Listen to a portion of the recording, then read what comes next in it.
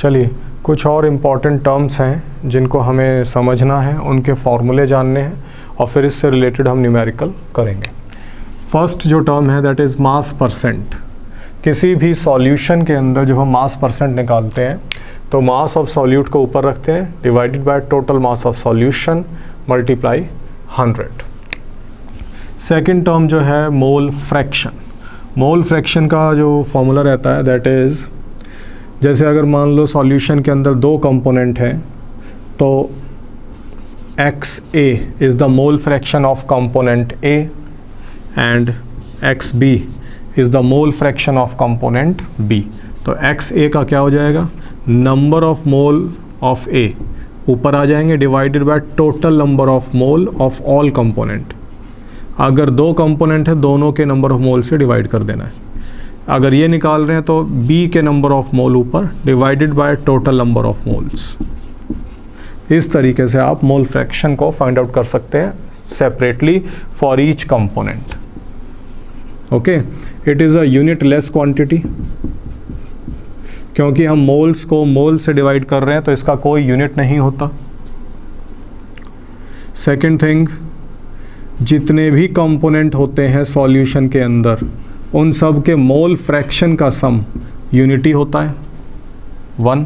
अगर सॉल्यूशन के अंदर 3 कंपोनेंट हैं तो तीनों के मोल फ्रैक्शन का सम भी यूनिटी होगा, 4 हों तो भी यूनिटी होगा। ओके, तो ये पॉइंट ध्यान रखना है सभी को। Mole fraction denoted by XA and XB and AB। एक सॉल्यूशन के अंदर A और B आप किसी को भी ले सकते हो। आमतौर पे B को सॉल्यूट लिया जाता है काफ़ी बुक्स के अंदर, A को सॉल्वेंट से डिनोट कर देते हैं। Okay, then third one is molarity. Molarity is equal to number of moles of solute divided by volume of solution in litre. ठीक है, this is the formula for the molarity. Number of moles find out करने के लिए हमने पीछे भी कुछ छोटे फॉर्मूले जाने थे, उनको यूज़ करके मोल्स फाइंड आउट कर लेंगे और वॉल्यूम रखना है सॉल्यूशन का लीटर में, तो हमारे पास मोलैरिटी आ जाएगी। मोलैरिटी का जो एक सिंबल रहता है कैपिटल M से डिनोट कर देते हैं इसको। ठीक है, इट डिपेंड्स ऑन टेम्परेचर। इसके अंदर वॉल्यूम आ रहा है, वो हम जानते हैं वॉल्यूम टेम्परेचर के साथ चेंज होता है, तो इट मीन्स अगर टेम्परेचर चेंज हो रहा है तो वैल्यू जो होगी मोलैरिटी की उसमें भी स्लाइट चेंज आएगा। ठीक है, तो इसका जो यूनिट रहता है, यूनिट हम क्या लिख सकते हैं, मोल पर लीटर। इस तरीके से लिख देते हैं इसको, या दूसरे तरीके से सीधा लिख देते हैं मोलर, ऐसे करके मेंशन कर देते हैं। देन फोर्थ जो टर्म है मैं यहाँ डिस्कस कर लेता हूँ। Fourth, molality. मोलैलिटी का सिंबल है छोटा m, जिसका फॉर्मूला हो जाता है number of moles of solute divided by weight of solvent in kg। Solvent का वेट रख रहे हैं किलोग्राम में। इन दोनों में बच्चे कई बार कंफ्यूज हो जाते हैं, तो डिनोमिनेटर दोनों के अंदर अलग है, जो ऊपर वाला पार्ट है वो सेम है, number of moles of solute यहाँ भी है, बट वहाँ वेट ऑफ सॉल्वेंट लेना है किलोग्राम के अंदर। तो दिस इज़ द फॉर्मूला। तो यूनिट इसका हम कैसे लिख देते हैं, मोल पर kg करके, या दूसरा ऐसे छोटा है मोलल। ठीक है, तो इसको अभी हम इससे रिलेटेड क्वेश्चंस करेंगे, तब आपको ये और क्लियर हो जाएंगे। तो ये चार जो फॉर्मूलेज हैं आपको माइंड में रखने हैं। अब इसके अंदर देखिए कोई वॉल्यूम नहीं आ रहा है, किसी भी तरह का वॉल्यूम नहीं आ रहा किसी न्यूमरेटर या डिनोमिनेटर में, तो it means it is independent of temperature. ठीक है, it does not changes with temperature. तो ये पॉइंट हम यहाँ लिख सकते हैं, does not change with temperature, because जो वेट है, वेट बोलो या मास बोलो, mass does not changes with temperature. तो मोलैलिटी का वैल्यू फिक्स रहता है टेम्परेचर चेंज होने पर भी, बट ये स्लाइटली चेंज हो जाता है। ओके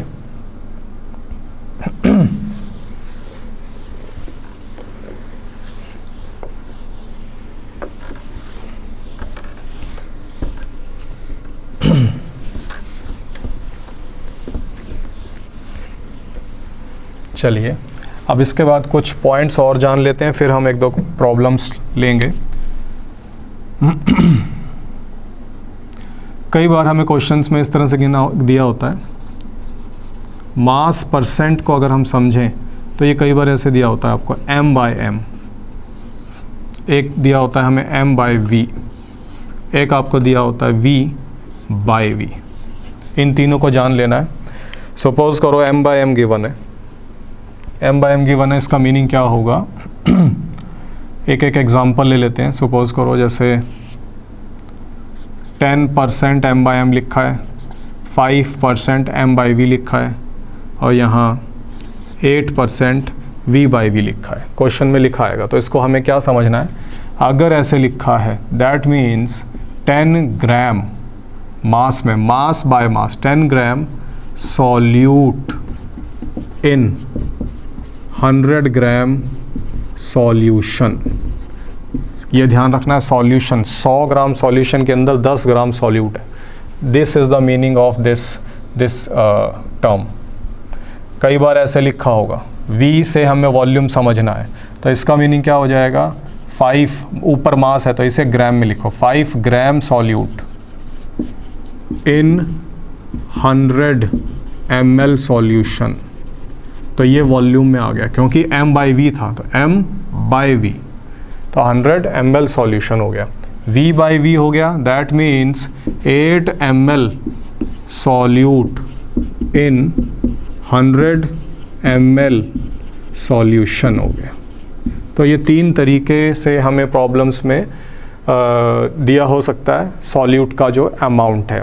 कुछ भी क्वेश्चन में अगर नहीं लिखा है तो हम ये मानकर चलेंगे, कुछ भी नहीं लिखा है, सिंपली लिखा है कि जैसे देखिए ऐसे हो सकता है 5% aqueous solution of sodium hydroxide है। अब इसमें मेंशन नहीं है इन तीनों में से कौन सा है, तो ऐसे केस में आप फर्स्ट वन मानकर चलेंगे। एक्वस सॉल्यूशन मीन्स जहाँ पर सॉल्वेंट पानी होता है उसे एक्वस सॉल्यूशन बोल देते हैं। सॉल्यूट आपका ये है सोडियम हाइड्रोक्साइड और 5% लिखा है, तो दैट मीन्स हम क्या समझेंगे? 5 gram sodium hydroxide present in 100 gram solution, ये मानकर हम चलेंगे। क्वेश्चंस में ये आएगा। एक सिंपल सा क्वेश्चन ले लेते हैं, इजी क्वेश्चन से स्टार्ट करते हैं।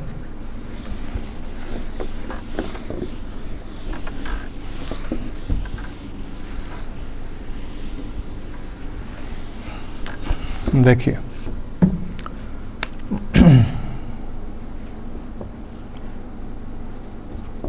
Find capital M means molarity of aqueous solution in which 4 gram sodium hydroxide present in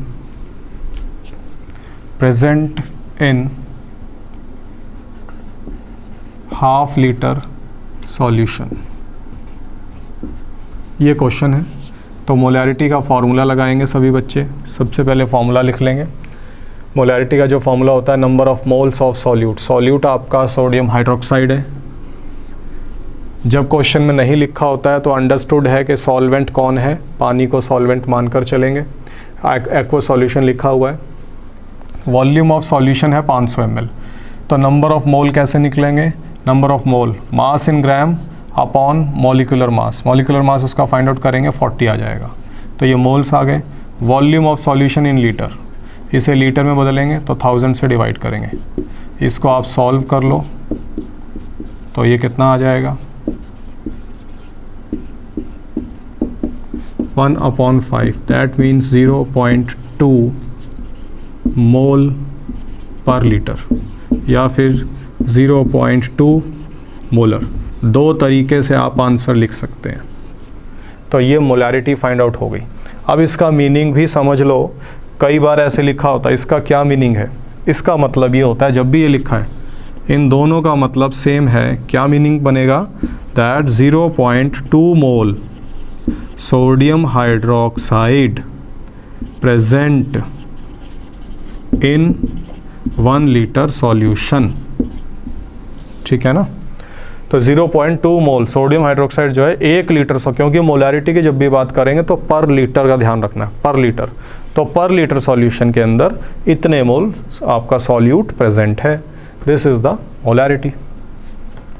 okay, चलिए एक क्वेश्चन और ले लेते हैं।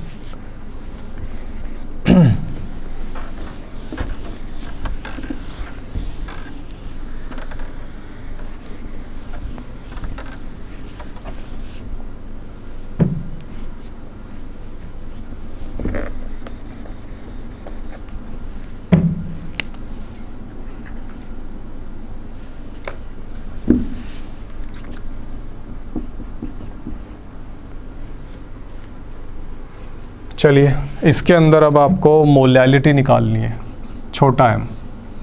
तो इसको अगर अप्लाई करें, मोलैलिटी का फॉर्मूला लगाइए, number of moles of solute same, okay, weight of solvent in KG, ये रहा सॉल्वेंट और इस सॉल्वेंट का वेट लेना है 500 ग्राम है, इसे केजी में बदलेंगे। केजी में बदलने के लिए ये कर देंगे तो कितना आ गया 1/10 1000। आंसर तो वही हो जाएगा, यूनिट बदल जाएगा। तो ये आपका 0.2 मोल पर केजी लिखेंगे अब आप, बिकॉज ये मोलैलिटी है। या फिर आप ऐसे लिखो 0.2 स्मॉल m मोलल। ये दो तरीके से आप मोलैलिटी लिख सकते हो। आपको ध्यान रखना है, हमारे पास जितने भी आमतौर पे क्वेश्चंस आएंगे डाइल्यूट सॉल्यूशंस के आएंगे, डाइल्यूट सॉल्यूशन। और डाइल्यूट सॉल्यूशन को हम क्या समझते हैं? जहाँ पे सॉल्यूट का जो अमाउंट है काफ़ी कम है, सॉल्वेंट ज़्यादा है। तो डाइल्यूट सॉल्यूशंस के अंदर आम तौर पे जो ये मोलैलिटी होता है और मोलैलिटी होता है, इनको अप्रॉक्सीमेटली हम इक्वल ही मानकर चलते हैं। कई बार क्वेश्चंस में आप देखेंगे कि इसकी वैल्यू इसकी जगह पर यूज़ हो जाती है, ठीक है ना? वो इसीलिए होता है कि डाइल्यूट सॉल्यूशंस की हम बात कर रहे हैं। बट जब भी हमें वो अलग अलग फाइंड आउट करने को बोले, ये निकालना है तो ये निकालना है, बट आपको फार्मूला लगा के प्रॉपर तरीके से चलना है। कई जगह पे क्वेश्चंस में आपको मिलेगा, तो मैं इसलिए आपको बात बता रहा हूँ। ओके।